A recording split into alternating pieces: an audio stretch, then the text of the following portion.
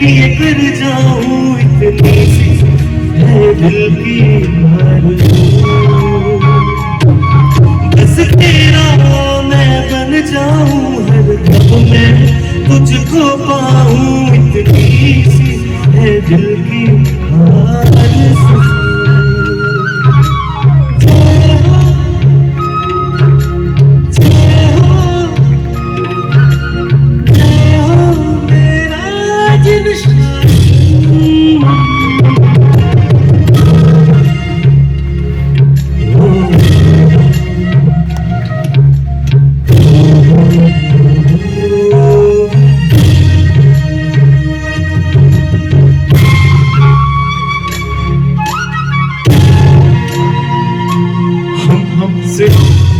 हम सिर्फ अपने लिए जीते हैं, अपने परिवार के लिए,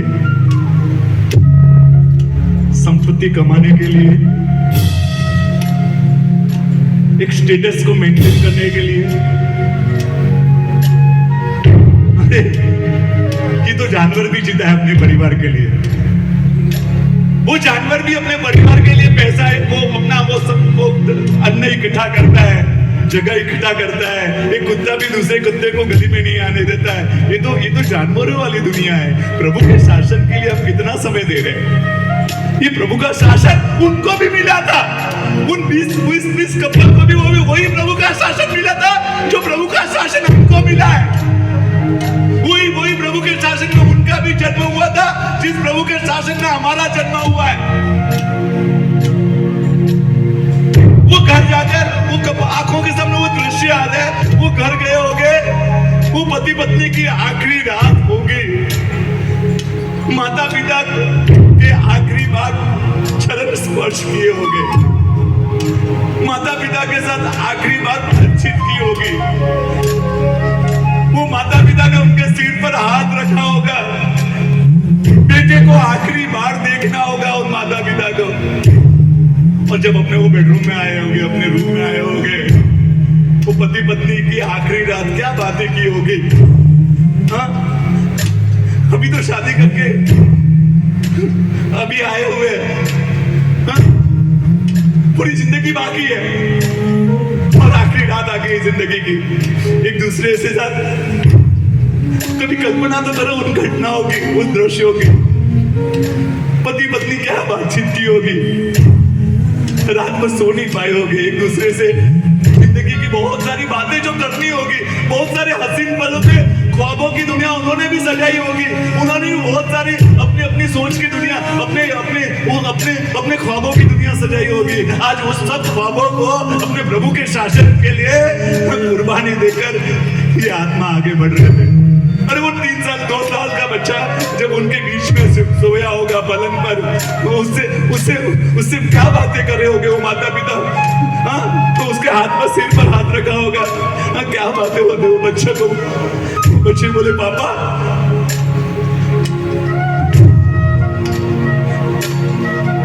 कल हमने सुना है पापा आप कल प्रभु के शासन के लिए, तिलक के लिए शहीद होने वाले हैं।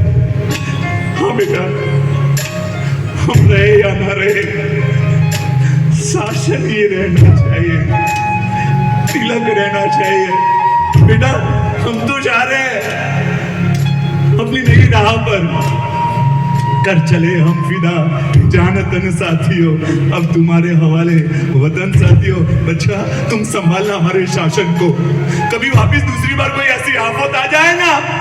हाँ बेटा, तू मेरा खून है, हाँ संभालना। थोड़ा सा बड़ा हो जाना, हमारे मम्मी पापा को संभालना, हाँ अपने दादा दादी को संभालना। हम तो तेरे भरोसे छोड़ कर जा रहे हैं, बेटा संभालना। कितने लाड़कोट से साथ उस बच्चे को आखिरी बार स्पर्श किया होगा। ये शासन हमें आसानी से नहीं मिला है। हम तो अपनी जिंदगी सिर्फ अपनी खुशियों के लिए, अपने परिवार के लिए अपनी जिंदगी दे रहे हैं, लेकिन कई आत्माओं ने अपनी जिंदगियों को कुर्बान किया, अपनी खुशियों को कुर्बान किया। तो ये प्रभु का शासन हम तक पहुंच जाए, हम उसकी वैल्यू क्यों नहीं कर पा रहे। और वो सुबह का सूरज जो उनके जीवन का आखिरी सूरज था, वो सूरज उदय हुआ। तैयार हुए, केसरिया पहना, माँ बाप ने तिलक किया अपने बच्चों पर। छोटे बच्चे भी, उनके छोटे बच्चे ने भी उन पर तिलक किया। पापा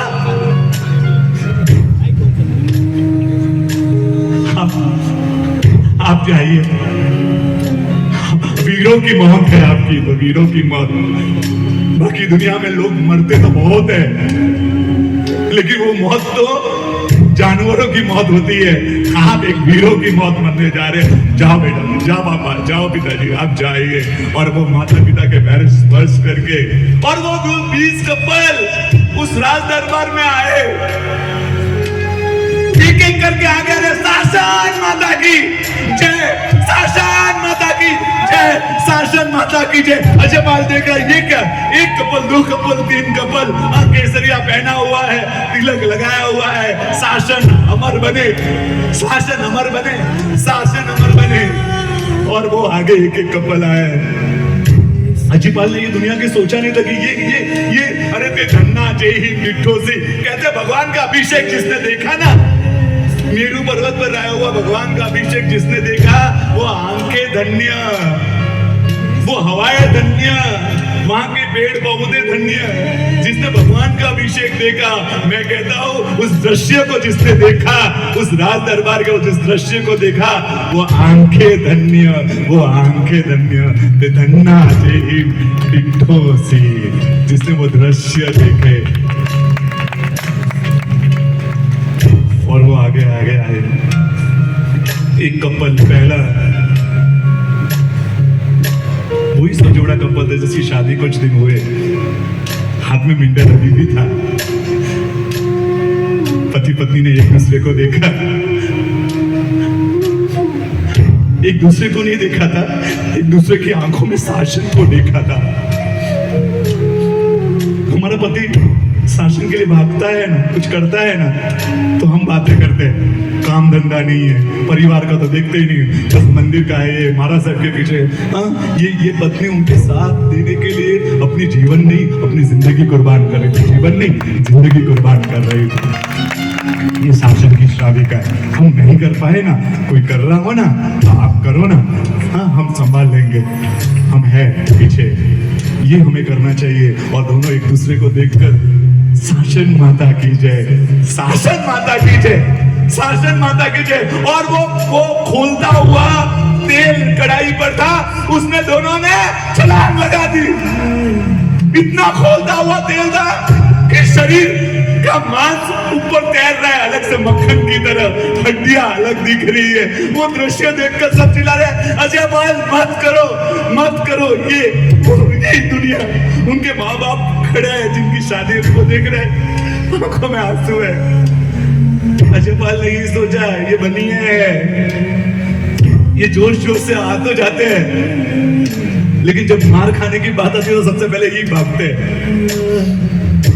एक दो मौत देखेंगे ना, ये भूत उतर जाएगा।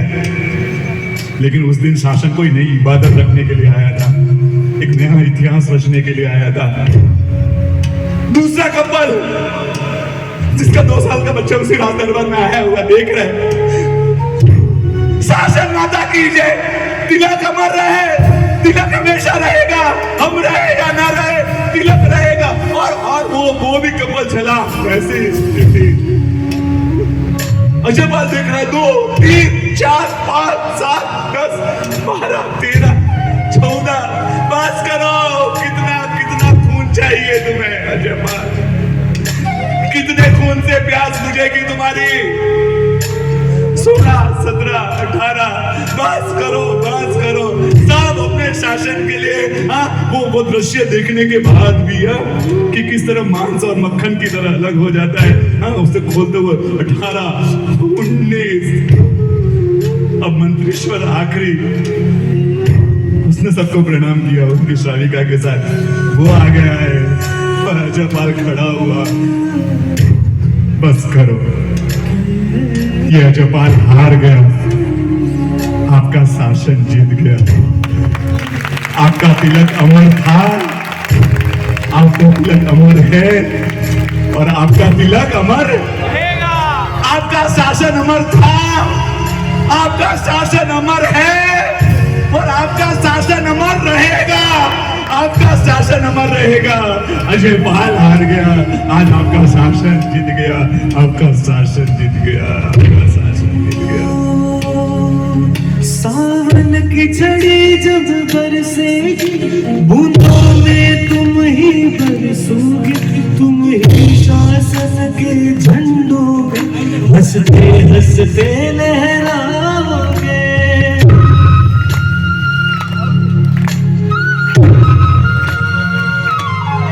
सावन की झड़ी जब बरसेगी, बूंदों में तुम बरसोगे, तुम ही शासन के झंडों में हंसते हंसते लहराओगे।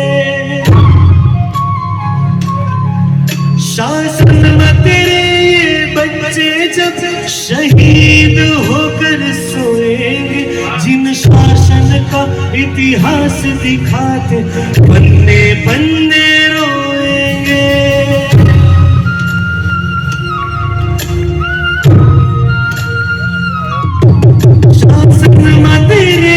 बच्चे जब शहीद होकर सोएंगे, जिन शासन का इतिहास दिखाते पन्ने पन्ने रोएंगे। जिन शासन पे बन जाऊं, कुछ तेरे लिए कर जाऊं, इतनी सी है दिल की आरज़ू। तेरा सेवक मैं बन जाऊं, तेरा रक्षक मैं बन जाऊं, इतनी सी है दिल की आरज़ू।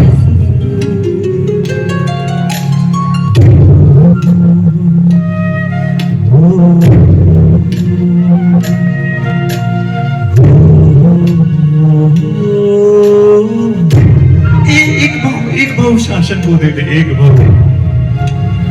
आज भी कपर्दी मंतेश्वर की वो बलिदान की घटना शासन में अंकित है। सच में ये प्रभु का शासन। कल मंदिर जाओगे ना, तिलक बहुत बार लगाया है। कल उस केसर में तिलक करने वाला वो जो केसर चंदन होगा ना, वो केसर चंदन ही रहेगा आपके लिए। वो 19 सजोड़े कपल थे ना, उनका लहू है, वो लहू है, इसलिए आप तिलक लगा पाए, आप तिलक लगा पाए। उन्हें अपना लहू बढ़ाया तो ये प्रभु की आज्ञा रूपी तिलक हम लगा पा रहे हैं। वो केसर नजर नहीं आएगा कल आपको, 19 सजोड़ों का लहू नजर आएगा। आपने लहू बनाया। हाँ, पन्ने पन्ने रो रहे हैं शासन के। हाँ, हम अपना समय नहीं दे पाते, संपत्ति नहीं दे पाते, शक्ति नहीं दे पाते। एक भाव शासन को दे दो, एक भाव। वो चंद्रशेखर आजाद है ना, चंद्रशेखर आजाद, उनकी माँ कहती थी बेटा शादी कर ले, शादी कर ले, शादी कर ले। वो देश के लिए लड़ते थे, देश ही उनके लिए सब कुछ था। वो माँ की बात को इग्नोर करते थे। माँ बहुत फोर्स करती थी। एक बार उन्होंने कहा माँ शादी करने को कह रही है ना, मैं शादी करने के लिए तैयार हूँ। बेटा सच में? हाँ, शादी करने के लिए तैयार हो, लेकिन शर्त एक है, ऐसी कोई लड़की ढूंढ के लाओ कि चंद्रशेखर देश के लिए लड़ता रहे, बंदूकें चलाता रहे, अंग्रेजों के सामने बंदूकें चलाता रहे, और कोई उसके पीछे आने वाली उसका एक बैग भरकर उसमें कारतूस से भर भर कर नई बंदूकें देती रहे। ऐसी लड़की मिले तो चंद्रशेखर शादी करने के लिए तैयार है। हाँ, वो कारतूस से भर भर कर बंदूकों में देती रहे तो ये चंद्रशेखर शादी, ऐसी लड़की मिले तो ये चंद्रशेखर शादी करने के लिए तैयार है। एक भाव शासन, ऐसी मौत भगवान से मांगे ना कि भगवान एक जीवन इस भवों की यात्रा में एक भाव ऐसा देना कि तेरे शासन के लिए, बाकी 18-20 साल की उम्र में किसी और के लिए पागल बनकर 20-22 साल की उम्र में नहीं करने जैसे कार्य तो बहुत किए, नई जैसी जिंदगी जीने से तो बहुत की। आज एक भव शासन को, आज उन सभी 19 आत्माओं को ऐसी कही यशोगाथा है। 51 आत्माओं ने शत्रुंजय तीर्थ की रक्षा के लिए दादू बारोट थे वो 51 आत्माओं ने वहां गले को दे दिया था। उसमें पहला गला देने वाली वो 16 साल की लड़की थी, सुजान 16 साल की लड़की थी, दादू बारोट की पोती। उसने कहा, क्योंकि उसका पति जो अमर था ना वो तैयार नहीं हो पा रहा था, क्योंकि शादी करके कुछ दिन हुए थे, कुछ महीने हुए थे, वो तैयार नहीं था। उसको लगा मेरा पति को मेरा प्रेम तकलीफ दे रहा है तो सबसे पहले ये सुजान का गला कटेगा। उसने सबसे पहला अपना गला काटा था। एक 16 साल की लड़की ने अपना गला दिया था तो शत्रुंजय आज हमारे पास में, नहीं तो अलाउद्दीन खिलजी उसको भी खत्म कर देता है। ये बलिदानों की यशोगाथा है। चलो 19 आत्माओं को हम आखिरी सलामी दे, संगीत के माध्यम से उनको आखिरी सलामी दे।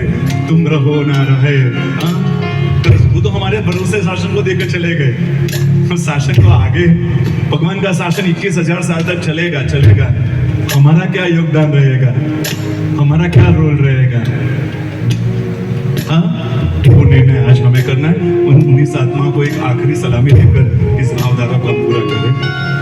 ओ जिन शासन मेरी जान है तू, मेरी आन है तू, मेरी शान है तू, मेरा प्राण है तू, पहचान है तू, मेरे जीने का अभिमान है तू।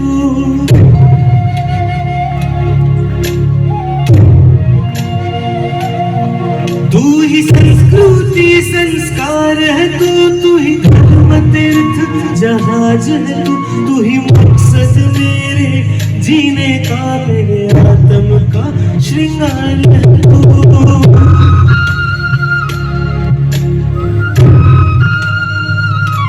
तेरे वचनों पे मर जाऊं, कुछ तेरे लिए कर जाऊं, इतनी सी है दिल की आरज़ू।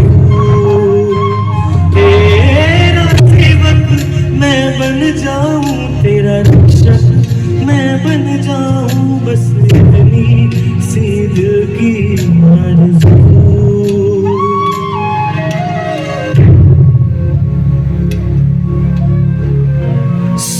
जन्म कुर्बान मेरे जिन शासन के आगे।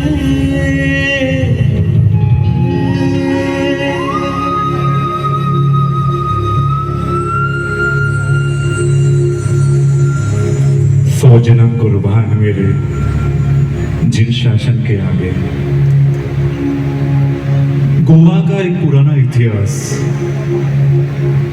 एक समय था जब गोवा में जैनों की संख्या 22,000 के आसपास थी। वहां का राजा भी जैन, कुमुद राजा जैन धर्म कट्टर राजा, जैन धर्मी का। और ये बैठा और पुर्तगालियों का आक्रमण हुआ, पुर्तगालियों का आना हुआ गोवा में। क्रिश्चियन थे, अपने धर्म का प्रचार उन्होंने करना शुरू किया। सेंट जेवियर नाम का एक पादरी जिसके नेतृत्व में ये पूरा कार्य चल रहा था, उन्होंने बहुत कोशिश की धर्म परिवर्तन कराने की। उन्होंने साम दाम दंड भेद जितने तरीके थे सब अपनाने शुरू कर दिए, लेकिन एक भी बच्चा, जैन का बच्चा अपने धर्म को छोड़ने के लिए तैयार नहीं। थक हार कर उन्होंने एक ऐसा गार्डन था, उसमें 22,000 जैनों को इकट्ठा किया। राजा कुमुद और वो सेंट जेवियर खड़े हुए। उन्होंने कहा आखिरी मौका दे रहा हूं, जो धर्म परिवर्तन करके क्रिश्चियन बन जाएगा, जो धर्म परिवर्तन करके क्रिश्चियन बन जाएगा, भैया बैठ जाइए, क्या जिद है?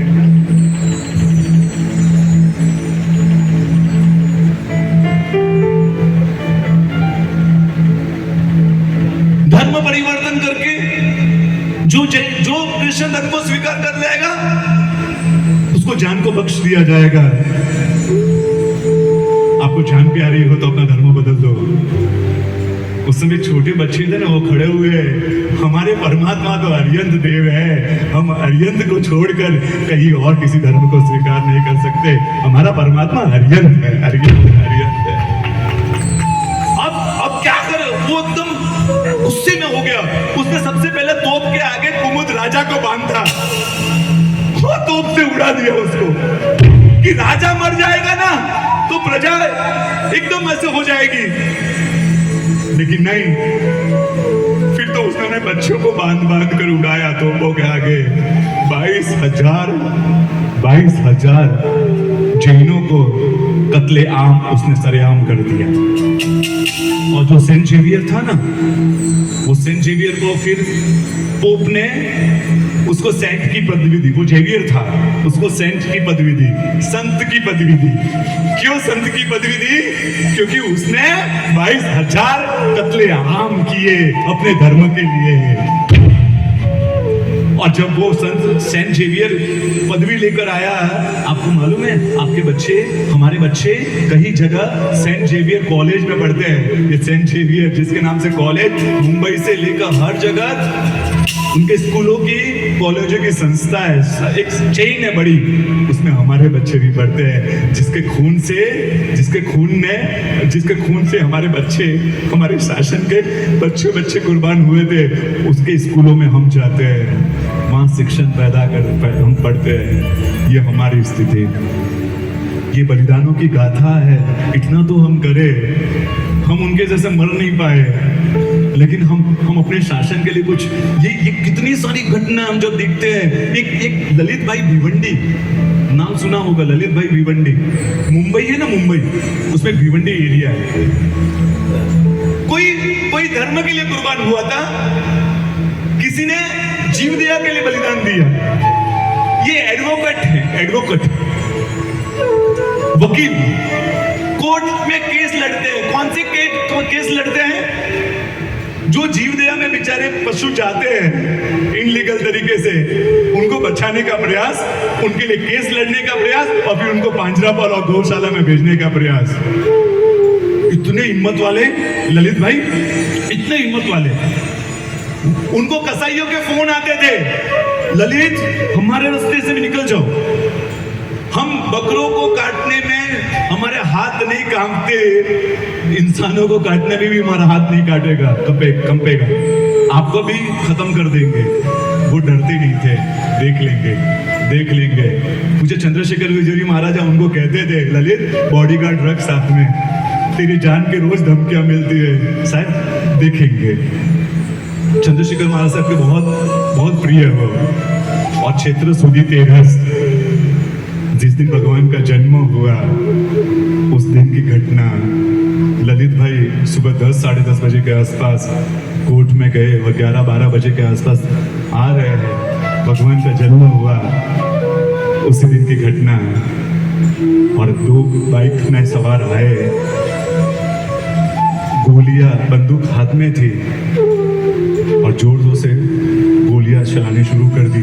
1, 2, 3, 4 नहीं, 40, 50 गोलियां एक ही शरीर को छलनी कर दिया उनको। लाश पड़ी है, उनकी साविका पुण्याबेन, जिनकी उम्र 25 साल 26 साल, ये 30-32 साल के ललित भाई, वो मंदिर में थे। और सहज उनको मंदिर में जाते ही ठोकर लगी। उनको लगा कि आज ठोकर क्यों लगी, कभी इस तरह का नहीं होता है।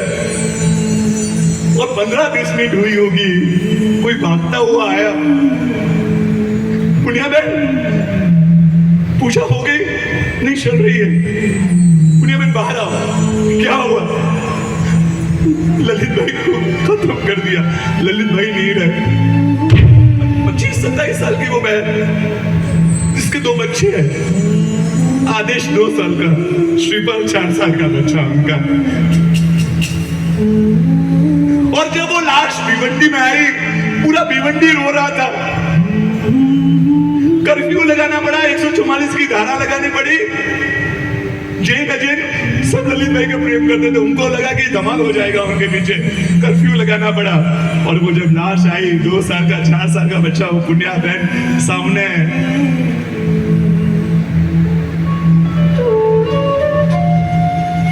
समय चला गया, ललित भाई शहीद हो गए पशुओं के लिए, बेजुबानों के लिए।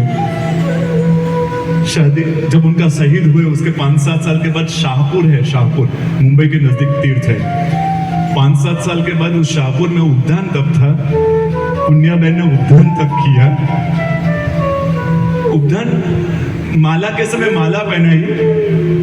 गुरु भगवंत ने उनसे कहा, आचार्य भगवंत ने, पुण्या बहन आपसे कुछ बात करनी है, आप दोपहर को अनुकूल हो तो आइएगा ना उपाश्रय में। जी साहब।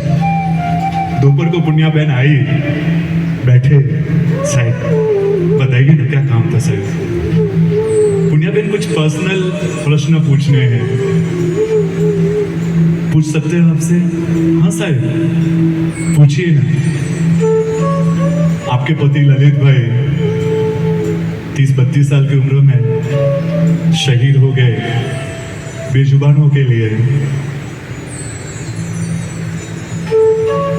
कैसे जिंदगी गुजरी आपकी उसके बाद? वो 25 साल जिसकी उम्र थी, आज 30-32 साल की उम्र में वो उद्यान किया था। उन्होंने कहा सर ललित भाई के जाने के बाद, मेरे पति के जाने के बाद जिंदगी मुश्किल थी, क्योंकि 2 साल का 4 साल का बच्चे थे, स्कूल में बुलाते थे पापा के लिए, बहुत मुश्किल होती थी। पूरी जिंदगी आंखों के सामने थी, लेकिन शायद सबने संभाला, परिवार वालों ने, सब ज्वाइंट फैमिली थी, परिवार वालों ने संभाला। ललित भाई की बहुत इच्छा थी घर मंदिर बनाने की, परमात्मा को विराजमान करने की। साहब उनके जाने के बाद सबसे पहले वो इच्छा पूरी की, घर मंदिर बनाया उनकी याद में। साहब भगवान के साथ समय गुजार कर अपनी जिंदगी को आगे लेकर गई, बच्चों को पालन पोषण करते करते आगे लेकर गई। साहब जिंदगी जब साहब मंदिर में भी पूजा करने जाती थी ना, साहब संघ ने इतना संभाला, जब मैं लाइन में पूजा करने के लिए खड़ी होती थी ना, मुझे लाइन में खड़े नहीं होने देते थे कि पुण्या बहन आप पहले पूजा कीजिए। हम तो मंदिर में जाकर भगवान के लिए पुष्प बाहर से 10-20 रुपए के पुष्प लेकर भगवान को अर्पण करते हैं। आपने अपने माथे का सिंदूर भगवान को अर्पण कर दिया है, हम क्या अर्पण करेंगे भगवान को? आपने तो अपना पूरा जीवन, अपना सिंदूर भगवान को अर्पण किया। पहले पूजा करने का अधिकार आपका, चढ़ावा कोई भी लेता था साहब, पहले पूजा करने को मुझे देते थे। ये मेरा संघ ने संभाला साहब। साहब जिंदगी ऐसे ही बस आगे बढ़ती गई।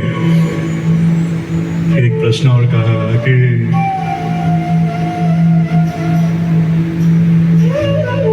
ललित भाई की याद आती है?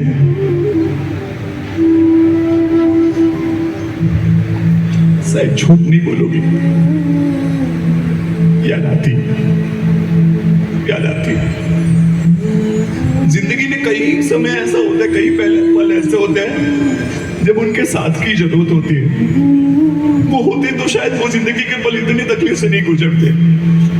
याद आती है सर, लेकिन शायद उससे भी ज्यादा याद कब आती है जब न्यूज़पेपर कभी पढ़ने का होता है तो अनलीगल तरीके से इतने पशु बांग्लादेश चले गए कटने के लिए, इतने पशु कत्ल खाने में चले गए। मेरा ललित होता ना साहब, एक भी पशु को जाने नहीं देता, बेजुबानों के लिए वो अपनी जान लड़ा देता साहब। उनको जीना था, उनको जीना था साहब, उनको इस छोटी सी उम्र में नहीं जाना था साहब, हमारे लिए नहीं, उन बेजुबानों के लिए जीना था साहब, उन बेजुबानों के लिए। हम तो अपना दर्द बांट सकते हैं, हम अपनी तकलीफें तो किसी के साथ शेयर कर सकते हैं, लेकिन वो बेजुबान किसके साथ शेयर करेंगे साहब? उनको जीना था साहब। महात्मा ने पूछा, ललित भाई ने ज्यादा कर दिया ना, शासन शासन, जीव दिया जीव दिया। आपके बारे में सोचा नहीं कि आपका क्या होगा, बच्चों का क्या होगा, उन्होंने सोचे भी ना। आपको ऐसा कभी फील हुआ? उन्होंने कहा साहब, उन्होंने क्या किया वो करने की हिम्मत तो हमारे में नहीं है, लेकिन साहब इतना कहूंगी, हर बहू में सब उद्धान करने के बाद तो दीक्षा लेने की भाव है। लगता है कि संसार में रहने जैसा नहीं है, किसी बहू में संसार में जीने जैसा नहीं है। लेकिन साहब अगर कुछ बहू में किसी के साथ संबंध जुड़ना बाकी है, शायद किसी बहू में किसी के साथ जुड़ना होगा, ऐसा कर्म का योग होगा, तो भगवान से प्रार्थना करती हूँ हर बहू में ललित जैसा श्रावक, लालित भाई जैसा श्रावक भी मेरा पति के रूप में हो। 7 मिनट उसके नाम का सिंदूर लगाकर 8वें मिनट वो शासन के लिए फना हो जाएगा ना, जिंदगी भर उसकी विधवा के रूप में जी लूंगी। लेकिन ललित जैसा ही पति मैं हर बहू में चाहती हूँ, हर बहू में चाहती हूँ। 7 मिनट उसके नाम का सिंदूर, सिर्फ 7 मिनट का। 8वें मिनट उसके वो शासन के लिए, जीव दया के लिए, बेजुबानों के लिए फना हो जाएगा ना, हर भाव में, हर भाव में। जितने जन्म हर बाकी है मेरे संसार के, तो पति के रूप में तो ऐसा ही पति चाहती हो जाए। ये शादी का बलिदान सिर्फ ललित भाई का नहीं है, बलिदान उस श्राविका का भी है। फ्रेम में शायद ललित भाई दिखते हैं, लेकिन फ्रेम बनाने वालों में श्राविका पर। आज हम लोग इतना भाग पाते, आते जाते करते, श्राविका को कितना समय दे पाते हम। कौन सा संडे याद ही नहीं है मनीष भाई, कभी श्राविका को कहीं लेकर जाना हो। बच्चों ने दीक्षा नहीं ली थी तब न बच्चों को वक्त दे पाते थे, श्राविका ने संभाला। आज मेरे बच्चे इस पोजीशन पर है, वो श्राविका के कारण है। वो फ्रेम में नहीं होते हैं, फ्रेम बनाने वालों में। सुरेश भाई आपको फ्रेम में दिखते हैं, यूट्यूब ये वो ये फ्रेम है, लेकिन फ्रेम के पीछे बनाने वालों में फ्रेम कोई और होती है, वो दिखता नहीं है। आज उन श्राविका को ही वंदन करो जो ये बलिदान है। आपके पास 4 रोटी हो, महाराज साहब घर पर आए, आपने 2 रोटी दे दी, ये दान कहलाता है, ये दान है। आपने अपना बचाकर आपने कुछ दिया, ये दान है। 2 ही रोटी थी, पूरनपुरी, 2 ही पूरनपुरी थी। महात्मा घर पर आए, दोनों पूरनपुरी बहरा दी। पूछा और पूरनपुरी है? नहीं, आखिरी थी। दोनों महात्मा को बहरा दी। ये बलिदान है। अपना बचा कर देना वो दान है, अपना सर्वस्व देना वो बलिदान है। बलिदान है।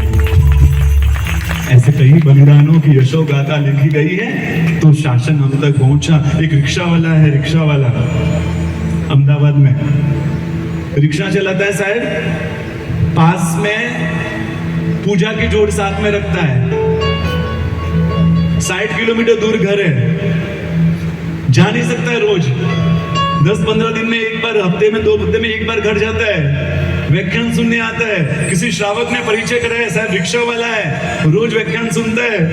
साहब रात्रि भोजन त्याग, पूजा के लिए कपड़े, ये सब कुछ मेंटेन करके पूजा करता है। साहब ने बोला, भाई आप अपने परिवार को आप अहमदाबाद क्यों नहीं शिफ्ट कर देते?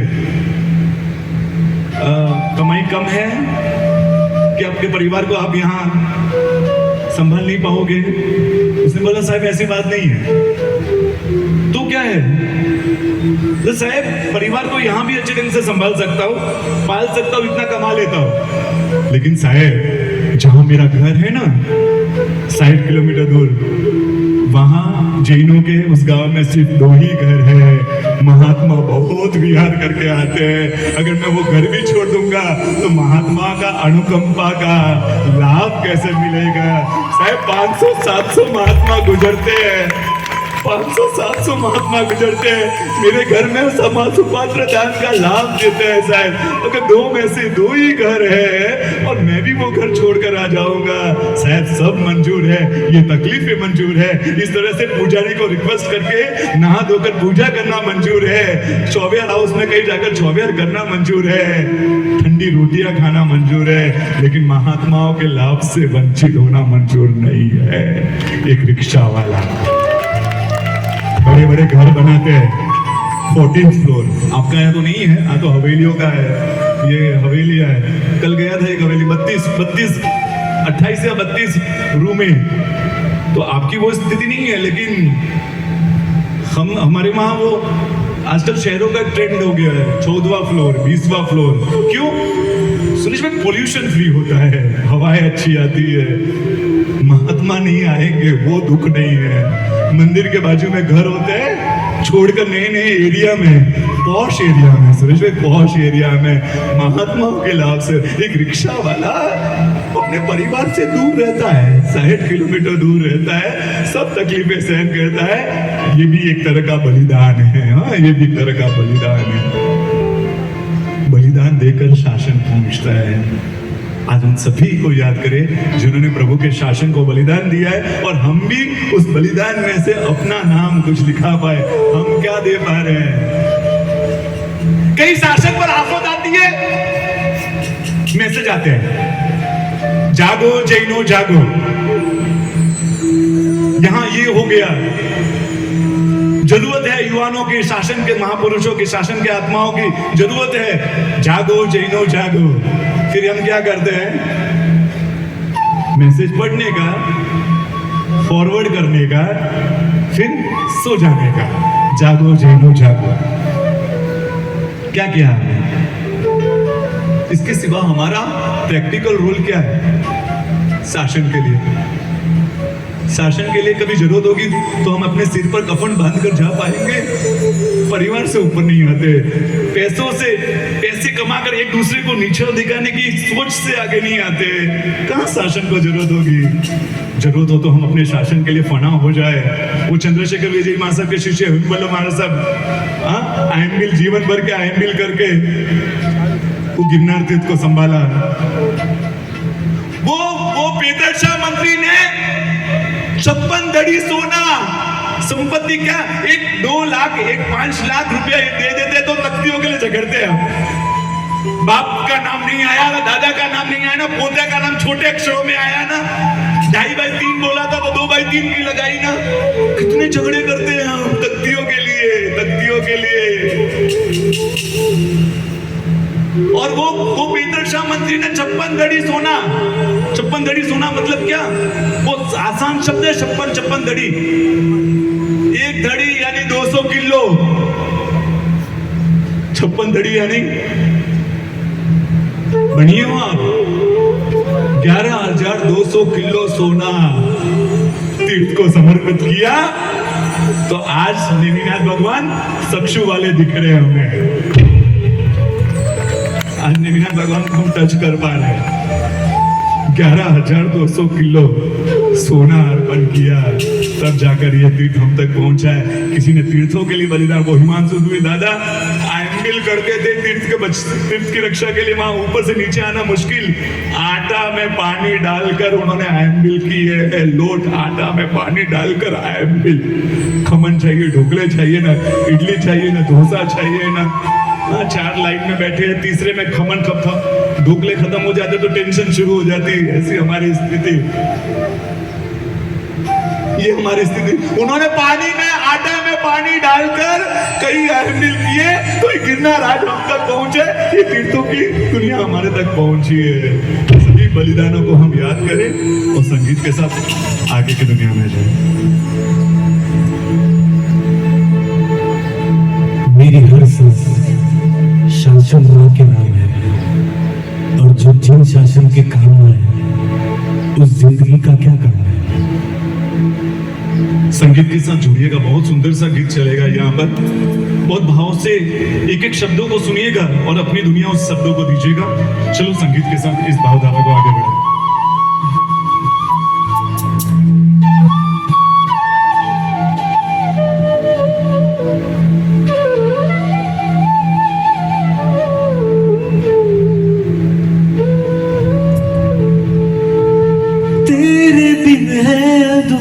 सफर तेरे चरणों में स्वर्ग है माँ, तुझसे अव्वल नहीं कोई भी, मेरा शासन ही मेरा ईमान। हो तेरे बिन है अधूरा सफर, तेरे चरणों में स्वर्ग है माँ, तुझसे अव्वल नहीं कोई भी, मेरा शासन ही मेरा ईमान। मेरी खून की बूंदें है कहती शासन माँ से है प्यार, मेरी खून की बूंदें कहती शासन माँ से है प्यार, सजदे में तेरी जा भी ये देने मैं हूँ तैयार, सजदे में तेरी जा भी ये देने मैं हूँ तैयार। मेरी खून की बूंदें कहती शासन से है प्यार, मेरी खून की बूंदें कहती शासन से है प्यार, सजदे में तेरी जा भी ये देने मैं हूँ तैयार, सजदे में तेरी जा भी ये देने मैं हूँ तैयार।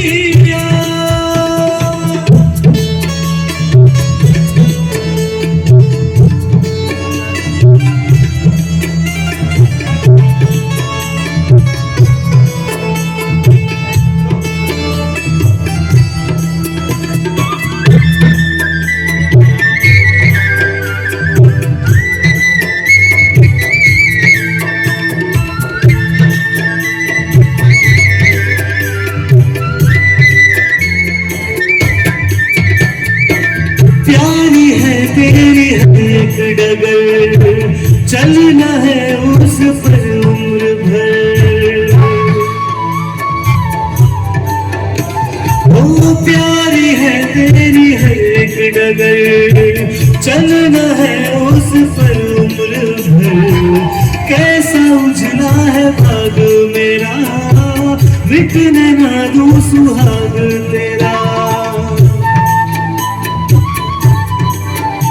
सिंदूर तुझसे ही मेरा, तुझसे ही हर श्रृंगार, सिंदूर शासन ही मेरा, तुझसे ही हर श्रृंगार। सजदे में तेरी जा भी ये देने मैं हूँ तैयार, सजदे में तेरी जा भी ये देने मैं हूँ तैयार। मेरी खून की बूंदें है कहती शासन से है प्यार, मेरी खून की बूंदें कहती शासन से है प्यार। सजदे में तेरी जा भी ये देने मैं हूँ तैयार। सब एक साथ कहेंगे, सजदे में तेरी मैं हूँ तैयार। मैं हिंदी में गा रहा हूँ ना, हाँ प्रतीक भाई कन्नड़ नहीं गा रहा हूँ ना। इन्होंने स्पेशली हिंदी में गीत तैयार किए हैं क्योंकि बीकानेर है तो गुजराती गाने नहीं चलेंगे। एक एक गाने पर मेहनत की है उन्होंने, समय दिया है, शक्ति दी है, हम उस शब्दों को झीले। और ये तो कितने सुंदर शब्द है, सजदे में तेरे, हाँ सजदे में किसी के लिए तो जान दी होगी, हाँ लेकिन ये प्रभु के शासन के लिए एक शब्दों की दुनिया है। सुंदर सा शब्दों की भावधारा में, बहुत सुंदर शब्द है, मेरे साथ रिपीट गाइएगा।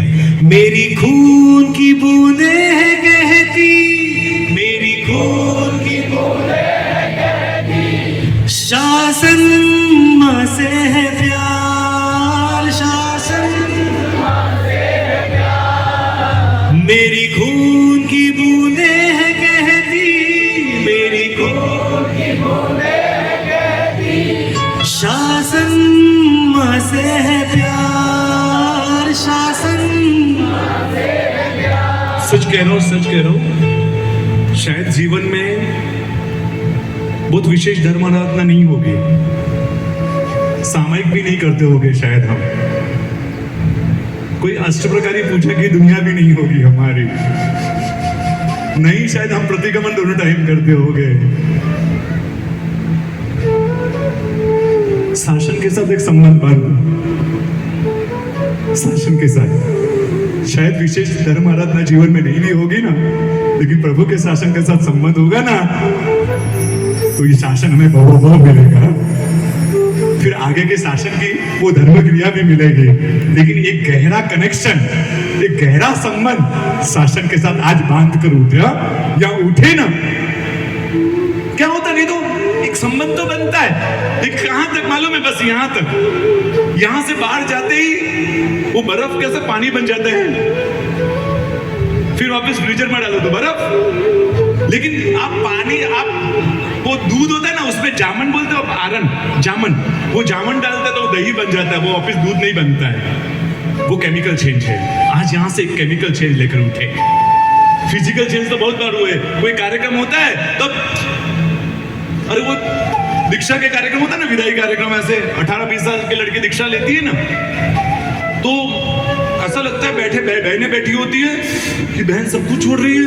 हमारे घर में 500 वार्डरोब में साड़ी है, साड़ियां नहीं छूटती है, बस आगे से ये नहीं ना ये नहीं, पूरा संसार छोड़ने जैसा लगता है।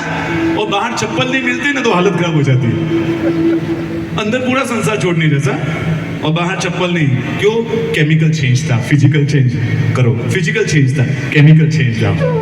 आज एक केमिकल चेंज, शासन का प्रीति का कनेक्शन, सुंदर शब्दों के साथ एक संसार का संबंध तो बहुत बार बांधा है। हर भाव में अनेक बार ये पत्नियां अलग अलग हुई है, अनेक पुत्रों का अलग अलग पुत्रों की दुनिया बनाई है।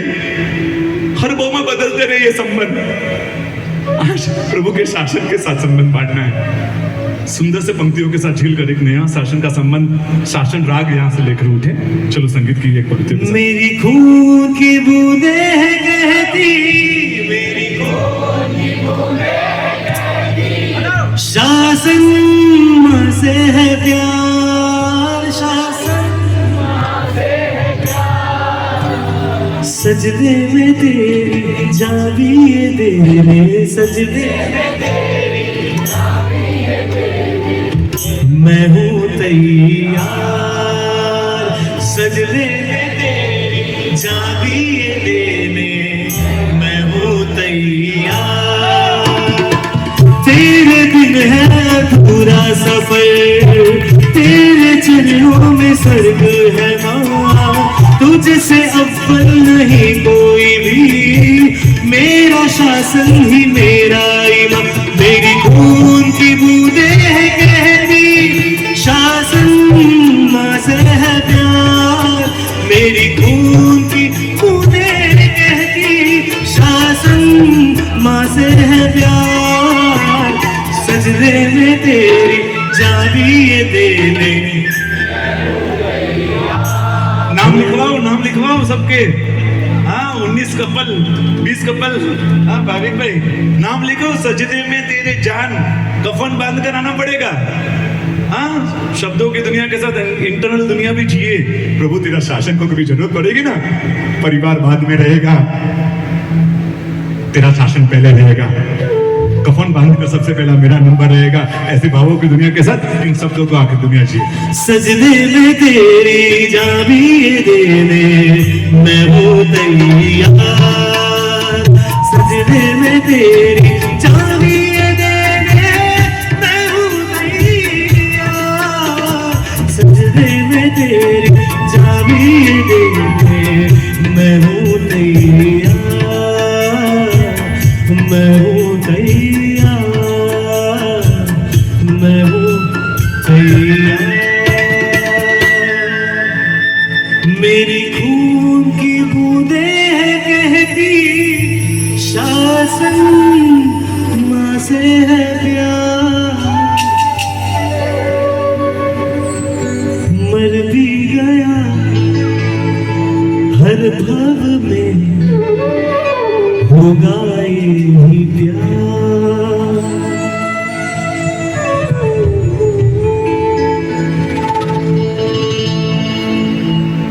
गुजरात का एक छोटा सा गांव, नाम झिंझुवाड़ा, नहीं सुना होगा आपने। ओमकार सुसुर जी महाराजा का संबंधी परिवार, कांति भाई उस परिवार के वडील का नाम। उस घर की एक पहचान, उस घर में जितनी बहू बेटियां हैं ना, जिनकी शादी हो चुकी है वो आने वाली बहू है, और जिनकी शादी नहीं हो चुकी है वो जाने वाली बेटियां, लगभग परिवार के सभी सदस्यों ने माशा शमन किया हुआ। प्रेरणा करके, अट्ठम की बात नहीं कर रहा हूं, प्रेरणा करते थे। कोई नई बहू आती थी तो प्रेरणा करते थे, बेटा हमारे यहाँ अट्ठाई अट्ठम तो बहुत नॉर्मल है, माशा शमन करना है। और प्रेरणा करके पुशअप करके लगभग उस घर की एक पहचान कि सभी का मासूशमन हुआ भाई बहन सबका मासूशमन, लेकिन उस परिवार की एक खास और छाप, खास और पहचान। वो परिवार का कोई भी सदस्य रात को नहीं खाता, चौका 6 बजे के बाद उस घर का बंद हो जाता है। घर का कोई भी सदस्य रात को नहीं खाता है। ये छाप, विशेष छाप क्या मालूम है? 6 बजे के बाद घर पर कोई भी आ जाए सूर्यास्त के बाद, उसको सिर्फ पानी पूछने, चाय कॉफी दूध भी नहीं पूछने का। फिर जमाई क्यों ना आ जाए,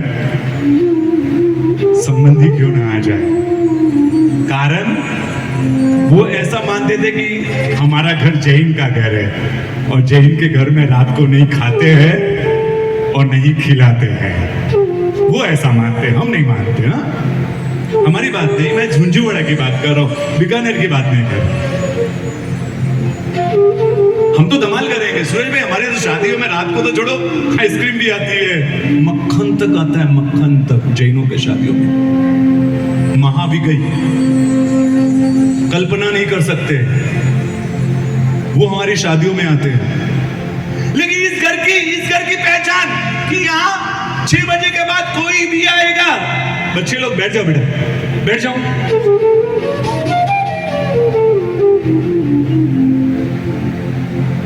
कोई भी आएगा उसको रात को नहीं खाने को मिलेगा, पानी पीने को मिलेगा, चाय कॉफी भी नहीं मिलेगी। एक लड़की, घर की लड़की की एंगेजमेंट कहीं की गई, उस परिवार को ये सिस्टम मालूम नहीं था। क्या होता है एंगेजमेंट, शादी से के बीच का पीरियड में जमाई को घर पर बुलाते हैं, नेतरना बोलते हैं। आपके यहाँ होता है या नहीं होता है? पहले के जमाने में होता था, हमारे सिरोही पट्टी के में नहीं होता, लेकिन जालौर पट्टी में अभी भी है। जमाई को नेतरते हैं, यानी कि उसको खाने पर बुलाते हैं और 50-100 लोगों को, 200 जिसकी जैसी कैपेसिटी उतने लोगों का खाना भी रखते हैं। जमाई नेतरना बोलते हैं। गुजरात में भी परंपरा थी, तो उन्होंने जमाई को अपने घर पर इनवाइट किया। किसी कारणवश 24 शाम का भोजन रखा था, जमाई को मैसेज पहुंचा दिया कि हमारे घर का सिस्टम है, सूर्यास्त से पहले आ जाना है और फिनिश करना है आपको। सभी मेहमानों के लिए भी वही सिस्टम है और आपके लिए भी, आपको भी टाइम से आ जाना है, रिक्वेस्ट की भाषा। अब वो जमाई बोलते हैं ये क्या सिस्टम है, ये क्या फोर्स है, जिसको कब खाना, कैसा खाना, क्यों खाना, वो कोई और डिसाइड करेगा। वो थोड़ा, अभी तो इनको मजा सिखाने का, इनको मालूम पड़ना चाहिए कोई सिस्टम अपने लिए होता है, दूसरों के लिए सिस्टम क्या होता है। आप अपने घर में कुछ भी करो, आप दूसरों के लिए वो सिस्टम फॉलो करते हो, ये तो जबरदस्ती है, जबरदस्ती है ना। ऐसे ऑफिस में जाओ जहां ड्रेस कोड होता है, हाँ फॉर्मल पहनना पड़ता है, वहां बोलो मैं 1/4 पहन कर आऊं, मैं 3/4 पहन कर आऊं, मैं काम 1/4 का करता हूं, नहीं ना पूरा काम करता हूं ना, फिर मैं 3/4 क्यों नहीं पहन कर आऊं? अलाउड करते हैं नहीं, वहां तो सिस्टम रहेगा, वहां हमको सिस्टम लगता है। और यहाँ धर्म में जिद लगती है, फोर्स लगता है। बोलो ना मैं काम से मतलब मैं 3/4 पहनूं, 1/4 पहनूं, नहीं मैं नहीं पहन कर आऊं, हाँ उससे क्या मतलब? नहीं, वहां सिस्टम है। मोबाइल, कई कंपनियों में मोबाइल जमा कराने पड़ते हैं, सुबह 9 साढ़े 9 बजे ऑफिस में अंडर होते हैं, आपको मोबाइल देना पड़ता है, फिर शाम को मिलता है, क्योंकि वो उसको लगता है कि डिस्टर्ब होता है मोबाइल। अभी एक मध्य प्रदेश की टीम जीती है रणजी ट्रॉफी में, मुंबई को हराकर। चंद्रकांत पंडित उसके कोच थे, उनका सिस्टम था प्रैक्टिस सेशन में भी मोबाइल जमा कराना पड़ता था। मैच के दरमियान तो होता ही था, प्रैक्टिस सेशन में भी मोबाइल जमा करते और प्रैक्टिस सेशन के बाद वो मोबाइल देते कोच, क्योंकि उनको लगता नहीं यह सिस्टम है, क्योंकि आप डिस्टर्ब होते हो, आप एकाग्रता नहीं रहती है। लेकिन हम तो ऐसा नहीं मानते, फोर्स लगता है। ये यंगस्टर्स को पूछो, आपको मम्मी जो करना है वो करो, हाँ हमें फोर्स मत करो, फोर्स लगता है। ये जमाई भी आपके जैसा, उनको लगा कि नहीं ये फोर्स है, हाँ ये नहीं, इनको मजा चकाने का, इनको बताने का ये गलत है। और वो दिन आया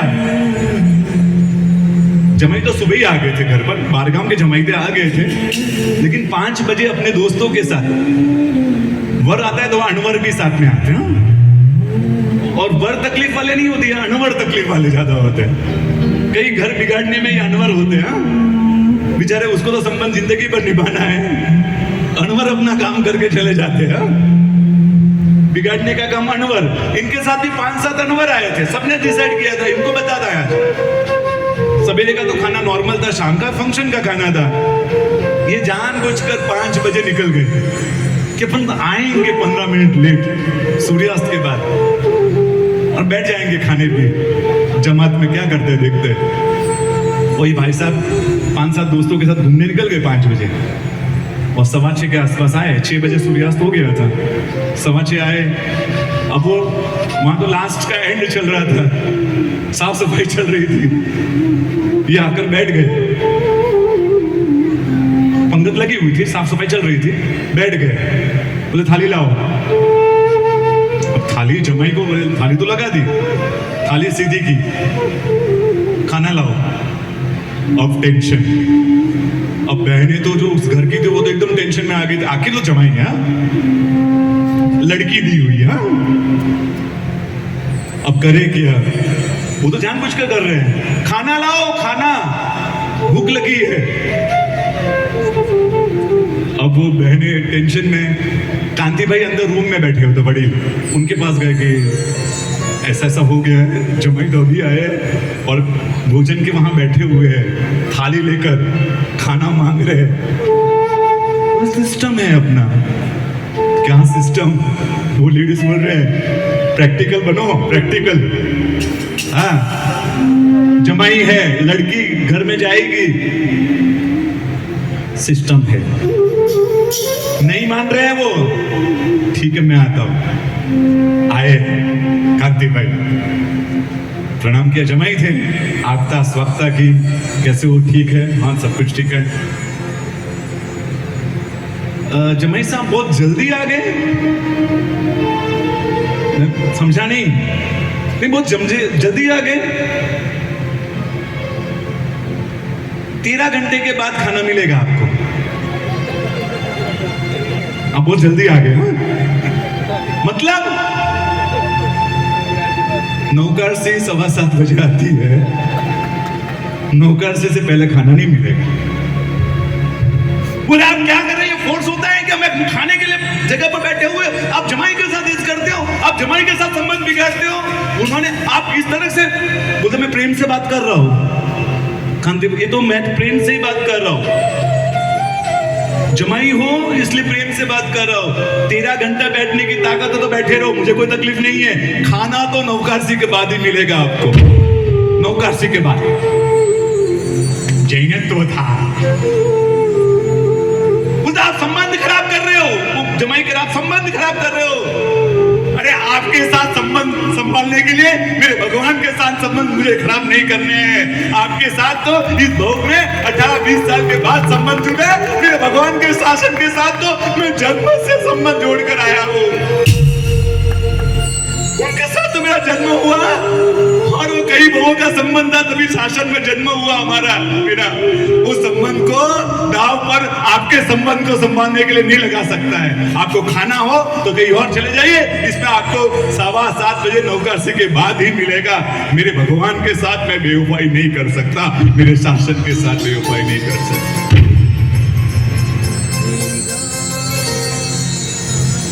नहीं दिया खाना। मेरी लड़की को कह दूंगी आप संबंध तोड़ दोगे ना, मेरी लड़की को कह दूंगी दूसरा ढूंढ लूंगा, दूसरा नहीं मिलेगा ना तो कह दूंगा कि साध्वी जी बन जा, लेकिन रात को नहीं खिलाऊंगा आपको, रात को नहीं खिलाऊंगा। ये होता है शासन मिलने का गौरव, प्रभु के शासन में जन्म लेने का गौरव। हमारे शादियों में मैंने कहा ना, अंडन पानी की बोतलें होती है, वो भी स्टेटस के लिए, हाँ स्टेटस मेंटेन करने के लिए अंडन पानी। घर में तो संखारा भी निकालते हैं पानी का, और वहां अंडन पानी ये बैठे हुए बहने हैं ना जो इच्छा भी खमासम करती है यहाँ पर तो, और वहां जाकर वो अंडन पानी की बोतलें मुंह पर लगाती है। शर्म नहीं आती है हमको। ये प्रभु के शासन के साथ बेवफाई है। हाँ? सब कुछ मिल जाएगा, प्रभु का शासन नहीं मिलेगा अगले भाव में, नहीं मिलेगा। अंगद, अरे वो कुमारपाल महाराजा का 11 लाख घोड़े थे, 11 लाख घोड़े। आज भी पाटन के नजदीक कुंडेर गांव में वो घोड़ों का अस्तबल था। कुंडेर गांव में 11 लाख घोड़ों को पानी छान कर पिलाया जाता था। मुझे लग रहा है कि पुण्यशाली कौन, 21वीं सदी के आप और मैं या वो घोड़े? कौन पुण्यशाली? आप समझ रहे हो मेरी बात को? वो 11 लाख घोड़े पानी छान कर पिलाते थे उस सदी में। कुमार, आज हम पानी पीकर छान कर नहीं पीते हैं। संघ में हमारे पानी की बोतलें होती है, हमारे संघ में, धार्मिक संघ में पानी की बोतलें होती है। क्या कर रहे हैं हम? वो छोटी सी बच्ची, 8-9 साल की छोटी सी बच्ची, सिलेक्शन हुआ डोमिनोज पिज्जा की एड में। माँ बाप खुश, और कौन माँ बाप खुश नहीं होगे? बच्ची एडवर्टाइजमेंट में आएगी, पैसा तो ठीक है, होर्डिंग लगेंगे, कौन माँ बाप खुश नहीं? उसके माँ बाप भी खुश कि बच्ची का सिलेक्शन हुआ। वो 8-9 साल की बच्ची, एड शुरू हुई, आधी शूटिंग भी हो गई। आधी शूटिंग के बाद पिज्जा लाया गया, डोमिनोज पिज्जा। वो पिज्जा हाथ में दिया गया, बोले बेटा, वो डायरेक्टर थे ना मूवी एडवर्टाइजमेंट बनाने वालों ने कहा, बेटा जस्ट बाइट करना है और बाइट करके बोलना है इट्स वेरी डिलीशियस, ये डायलॉग बोलना है। बच्ची के पास पिज्जा पड़ा है, वो मम्मी को देख रही है। ये बच्ची 4 महीने चातुर्मास में व्यासना करने वाली है, छोटी बच्ची हर 4 महीने में व्यासना करने वाली है। वो पिज्जा सामने पड़ा है, बेटा लो और अच्छे से स्माइल कर सकते, डायलॉग बोलो, शूटिंग कंप्लीट। मम्मा, देखा मम्मा को, मम्मा दिस इज अभक्ष्य, मम्मा दिस इज अभक्ष्य, ये अभक्ष्य है। और मम्मी क्या बोले, सारी खाती आखिर तो, यहाँ बेटा दिस इज अभक्ष्य। तो मामा हम कैसे खा सकते हैं ना, हम तो नहीं खा सकते ना अभक्ष्य। मम्मी क्या जवाब दे, यस बेटा हम नहीं खा सकते। अंकल आई डोंट ईट, मैं बाइट नहीं कर सकती। क्यों बेटा? Because I am Jain uncle, और हम जैन लोग अभक्ष्य नहीं खाते। होटलों में जाकर अभक्ष्य की दुनिया बनाने वाले, लॉरियों पर खड़े होकर बेशरम बनकर खाने वाले हम जैन। एक 8-9 साल की बच्ची हमको छाता लगा रही है, हमको छाता लगा रही है। Mamma, uncle we are Jain, I am Jain uncle, so हम नहीं खा सकते अंकल, बाइट नहीं कर सकते अंकल। मम्मी ने कहा बेटा एज यू विश, छोड़ दीजिए, अपन ऐड छोड़ देते हैं बेटा, लेकिन आपको दिल दुखा कर नहीं करना बेटा, छोड़ दीजिए। वो जो वीडियोग्राफी कर रहे थे, जो बना रहे थे ऐड, उन्होंने कहा बेटा, मम्मी को बोला आप बीच में मत आइए, मैं बात करता हूँ। बेटा बारबी डॉल पसंद है आपको? ये अंकल बहुत पसंद है, चलो आपको खिलौने लेकर जाते हैं। उनको लेकर के मॉल में बहुत सारे खिलौने दिलाए, उसके पसंद की बारबी डॉल, ये सब कुछ लेकर आए, वो सब लेकर आए। बोले बेटा ये सब कुछ आपका, हाँ थैंक यू अंकल, लेकिन बेटा एक कंडीशन, एक ही कंडीशन, बाइट करना है, लिटिल बाइट एंड से इट्स वेरी डिलीशियस, ये सब कुछ आपका। अंकल मैं नहीं कर सकती। आदिनाथ की पूजा करना बहुत आसान है।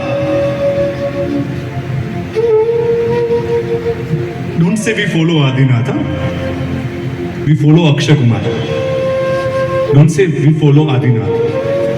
आदिनाथ भगवान ने रात्रि भोजन त्याग किया, उसको हम नहीं मानते। अक्षय कुमार कहेगा ना तो हमें उसमें सेंस लगेगा कि बराबर हेल्थ कॉन्शियस, हेल्थ के लिए हम रात्रि भोजन, अगर अक्षय कुमार कहता है, आदिनाथ का नहीं, हम आदिनाथ की पूजा करते हैं, हम फॉलो नहीं करते। गलती से मत कहो कि we follow Adinath, we follow Akshay Kumar. उसने कहा अंकल नहीं हो सकता है, उसने ऐड छोड़ दी। भाई सब बताकर जब गोवालिया टैंक मुंबई के संग में ये सब पूरा बताया गया जो मैंने बताया, और उस बच्ची का बहुमान किया गया, 8 साल की बच्ची का, कि शासन को संभाला उस बच्ची ने, 8 साल की बच्ची ने, उसको सलामी दी गई, आंखों के आंसुओं के साथ उसको बताया। एक 8 साल की बच्ची ने शासन को संभाला, और हम शासन की धज्जियां उड़ाते हैं, धज्जियां उड़ाते हैं। धर्म के नाम से, शर्म के नाम से धर्म छोड़ देते हैं। हाँ? होटल में जाएंगे ना तो हम नहीं खाएंगे तो हमारी फ्रेंड्स क्या कहेगी, मजाक उड़ाएगी हमारी। हाँ, अरे ये तो जैन है। हाँ, वो भी जैन ही होता है फिर भी। ये ऊपर का नहीं खाती, अंदर का नहीं खाती, क्या नहीं खाती है, वो नहीं खाती है। अरे आठम को उस फल में क्या हो जाए कि नम को नहीं खाना, नम को उसमें जीव आ जाते हैं। हाँ? फिर 14 को नहीं खाने का क्या है? अरे क्या 24 हाँ? 9:30 बजे नाश्ता करने का, 10:30 बजे नाश्ता करने का, फिर 1:30 बजे वापस खाना खाने का, फिर 4:30 5 बजे 5:30 बजे वापस ठूस कर खाने का, फिर भूख लगेगा नहीं लगे खाने का, फिर शाम को कहना मुझे 24 है, मुझे 24 है, ऐसा कहने का। मजाक उड़ाते हैं, फिर क्यों उतारते हैं। ए वेटर, जैन पानी दे इसको, क्योंकि कुछ नहीं खाएगा, ये नींबू पानी भी नहीं देगा, क्योंकि इसको 8 नड़ती है, इसको 14 नड़ती है। जैन पानी चलेगा, जैन पानी चलेगा ना, उसमें तकलीफ नहीं है ना। ऐसा करके मजाक उड़ाते हो, और बेचारी फिर वो कॉन्शियस होती है, उसको लगता है कि अरे ये क्या है। फिर आइसक्रीम नहीं खाएगी तो बोलेगी आइसक्रीम बाधा ले ली होती है, आइसक्रीम की सर्दी लगी हुई है। हाँ, बोल नहीं पा रही है, या बोल नहीं पा रहा है कि मुझे आइसक्रीम की बात है, नहीं वो सर्दी है ना, इसके लिए। क्या नाटक चलता है। कहो ना, गौरव करो कि मैं जैन हूं, मैं नहीं खाता हूं, मैं नहीं खाती, क्या है इसमें, बोलो ना। मजाक उड़ाते हैं। थाली धोकर पीने से आइंबिल का लाभ मिलता है। क्या प्रैक्टिकल है, थाली धोकर पीने से आइंबिल। तपेला धोकर पिए तो अट्ठम का लाभ मिलेगा।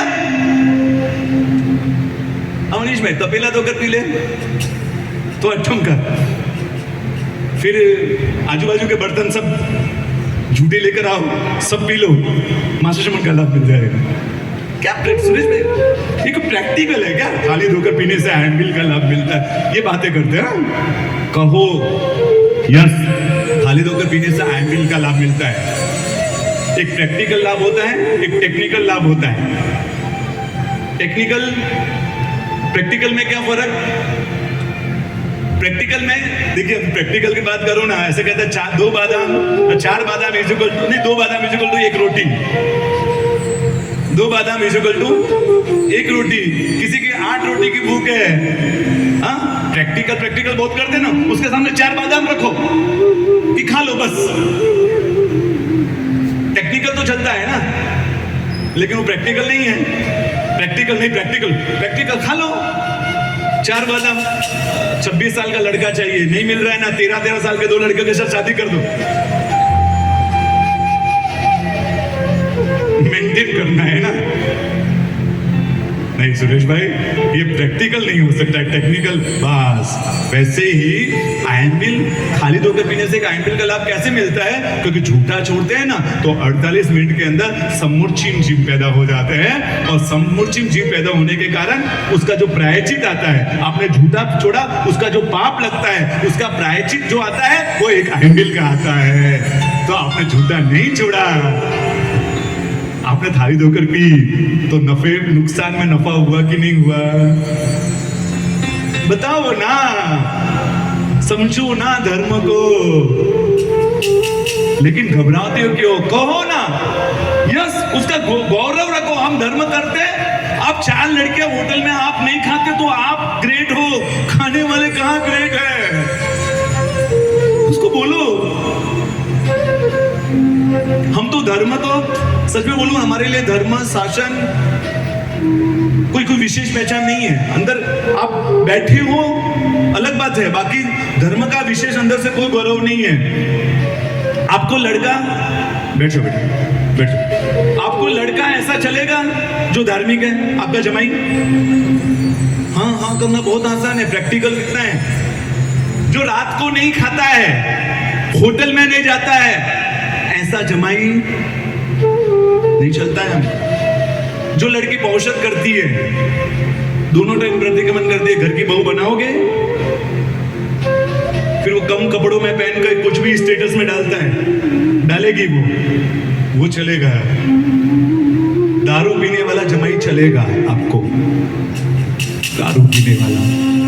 लेकिन धार्मिक लड़का 30-32 साल का हो जाता है, तकलीफ क्या मालूम है, उसकी गलती क्या मालूम है, उसका गुनाह क्या मालूम है, वो धार्मिक है, वो धार्मिक है। वो होटल में नहीं जाता है बेचारा, वो रात को नहीं खाता है। हमारी चॉइस भी ऐसा लड़का होगा,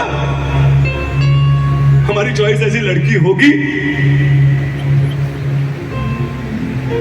सिर्फ धर्म को नाम के साथ जिया है, सच में अंदर का धर्म का प्रति का सद्भाव कितना है।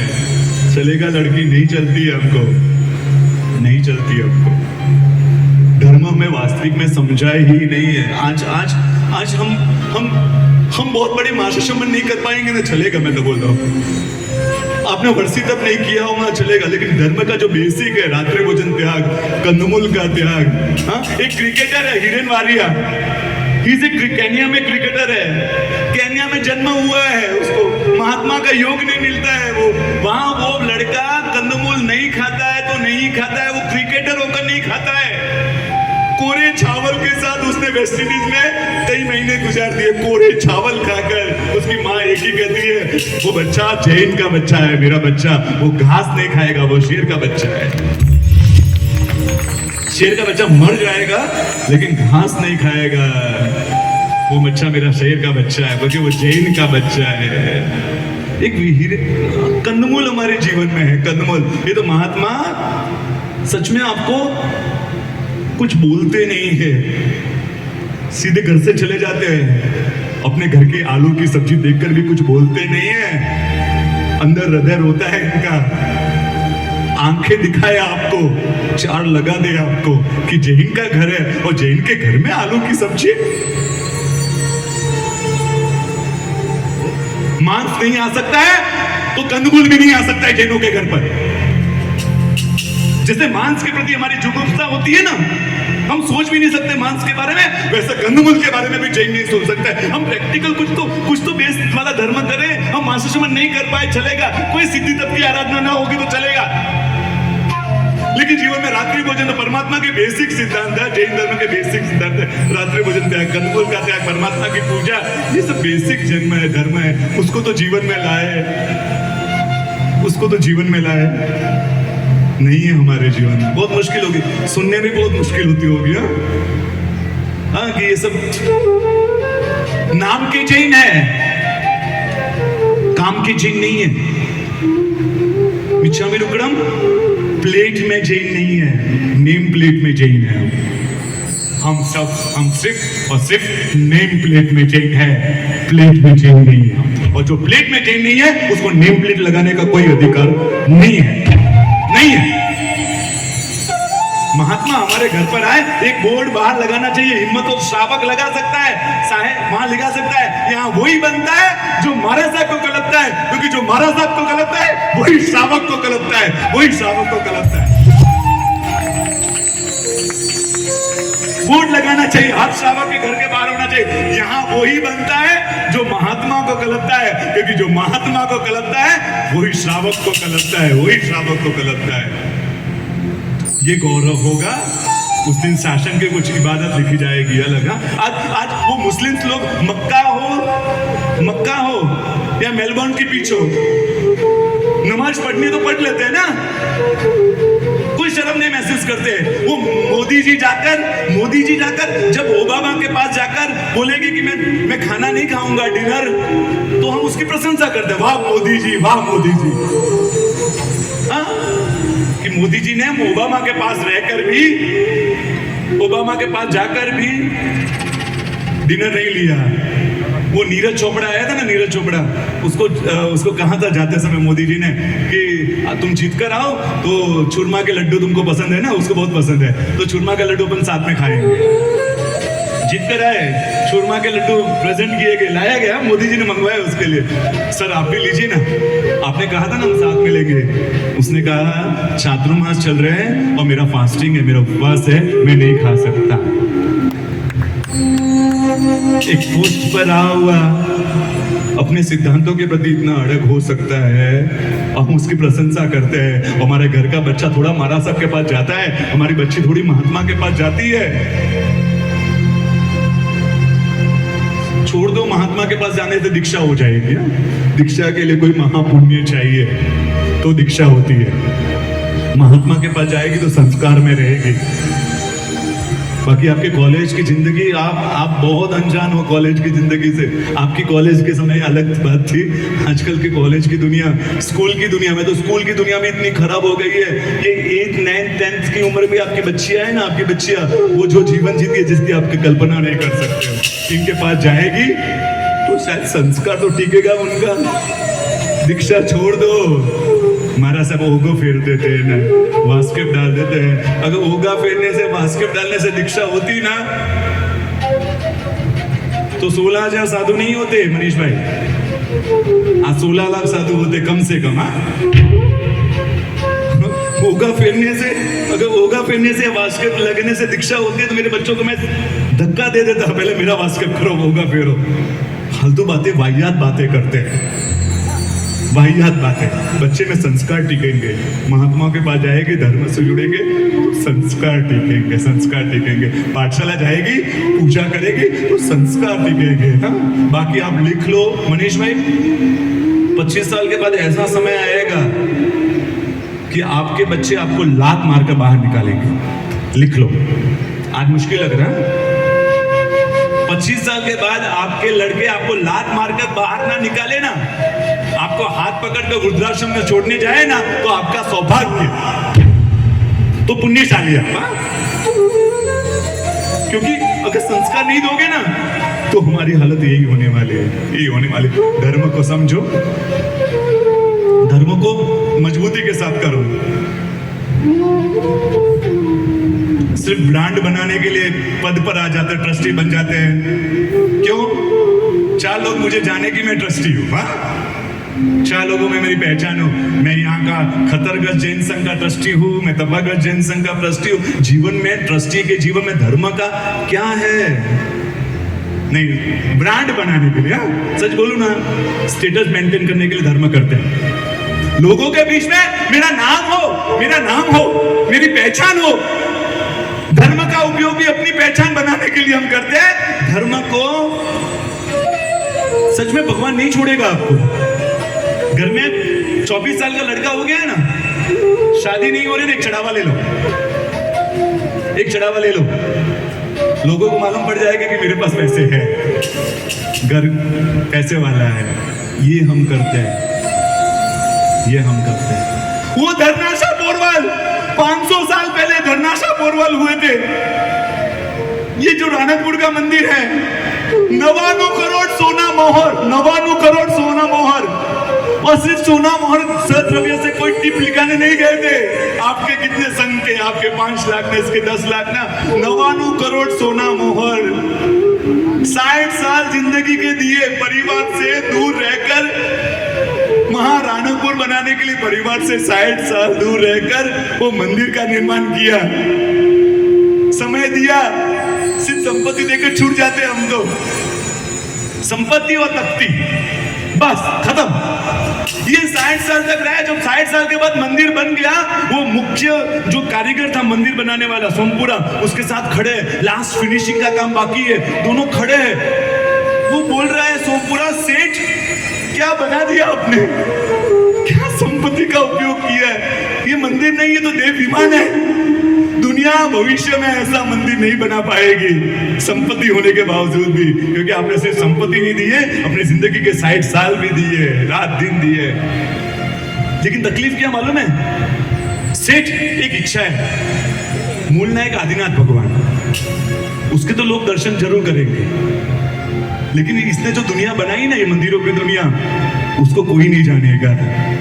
एक इच्छा है, सेठ अब आप तो एक बड़ी सी प्रतिमा, एक बड़ी सी मूर्ति आपकी बनानी है और ऐसी जगह लगानी है पहले लोग आपको देखे फिर आदिनाथ को देखे, ऐसी इच्छा है। आप हाँ को वो धरनाशा पोरवाल ये तख्तियों के पीछे पागल बनने वाले, गुरुद्वारे में एक तख्तियां नहीं होती है, 5 करोड़ भी देता है ना, उसकी तख्तियां नहीं लगती है, क्योंकि धर्म को समझा है। और वो धरनाशा कह रहा तख्ती लगानी है, मैं भी चाहता बिछा में मूर्ति लगानी है, मेरी भी इच्छा है मूर्ति लगाने की, लेकिन मूर्ति कहां लगानी है और कितनी साइज की लगानी है, वो मेरा विषय है, वो मेरा विषय है। आप जाओ रानकपुर, मैं चैलेंज करता हूं, वो धरनाशाह जिसने पूरा मंदिर 99 करोड़ सोना महल और जिंदगी के 60 साल जिसने दिए शासन के लिए, तीर्थ के लिए, उसकी प्रतिमा, उसकी मूर्ति ढूंढ कर बताओ। आप पूरे है मंदिर में, आप नहीं ढूंढ पाओगे। आवाज मत कीजिए, आवाज मत कीजिए, आप नहीं ढूंढ पाओगे। आपको गाइड को पूछना पड़ेगा, पुजारी को पूछना पड़ेगा कि धरनाशाह की प्रतिमा का है, वो आपको बताएगा। जो राधा का दरबार है उसके सामने पिलर में 2-3 पिलर को छोड़कर एक छोटा सा एक पिलर है, उसमें इतने धरनाशाह, इतने, किसी को नजर न आए। उनकी एक ही इच्छा थी, मैं लोगों की नजर में न आऊं, मेरे आदिनाथ की नजर मेरे सर पर रहे, बस उनकी एक ही इच्छा। मैं वहां जगह पर मेरी मूर्ति लगनी चाहिए कि आदिनाथ मुझे देखता रहे, मेरा आदिनाथ मुझे देखता रहे, मुझे लोग ना देखे, मेरा आदिनाथ देखता रहे। आज भी धरनाशाह 500 साल से खड़े, 99 करोड़ सोना मोहर, 60 साल की जिंदगी वाले एक पिलर में 500 साल से खड़े हैं। हमको थप्पड़ लगा के कह रहे हैं आप तख्तियों के लिए पागल हो। लोगों की नजर में अच्छा बनने की बजाय भगवान की नजर में पवित्र बने हम तो सिर्फ और सिर्फ लोगों की नजर में अच्छा बने, लोगों की नजर में अच्छा बनने की बजाय भगवान की नजर में पवित्र बने। संगीत के साथ ये आखिरी धारा, उसके बाद एक आखिरी धारा हम पूरा करेंगे, लेकिन आज कुछ लेकर जाए। सुनने का काम बहुत किया है, बहुत सुना, साध्वी जी भगवंत को सुना है।